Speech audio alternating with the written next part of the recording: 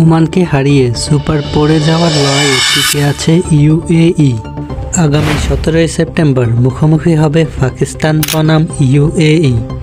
টান টান উত্তেজনাকর এই ম্যাচে যেই দল জিতবে তারাই চলে যাবে এশিয়া কাপের সুপার পড়ে, আর হারলেই বিদায় নিতে হবে এশিয়া কাপ থেকে।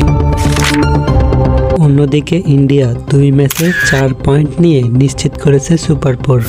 ওমান 2 ম্যাচে কোনো পয়েন্ট না নিতে পেরে ছিটকে গিয়েছে সুপার ফোর থেকে। এবার আসে গ্রুপ বিতে। শ্রীলঙ্কা 2 ম্যাচে 4 পয়েন্ট নিয়ে তাদের সুপার ফোর প্রায় নিশ্চিত করে ফেলেছে, আর হংকং 3 ম্যাচে কোনো পয়েন্ট না নিতে পেরে বিদায় নিয়েছে গ্রুপ পর্ব থেকে। শ্রীলঙ্কার সাথে সুপার ফোরে যেতে পারে বাংলাদেশ এবং আফগানিস্তানের মধ্যে যে কোনো এক দল। 16 সেপ্টেম্বর মুখোমুখি হবে বাংলাদেশ এবং আফগানিস্তান। তাদের মধ্যে আফগানিস্তান জিতলে তারা সরাসরি চলে যাবে সুপার ফোরে, আর যদি বাংলাদেশ জিতে তাহলে আফগানিস্তান শ্রীলঙ্কার সাথে হারতে হবে। আফগানিস্তান শ্রীলঙ্কার সাথে হারলেই বাংলাদেশ খেলতে পারবে সুপার ফোর। এখন দেখার বিষয় ভারত এবং শ্রীলঙ্কার সাথে কোন 2 দল আসতে পারে সুপার ফোর।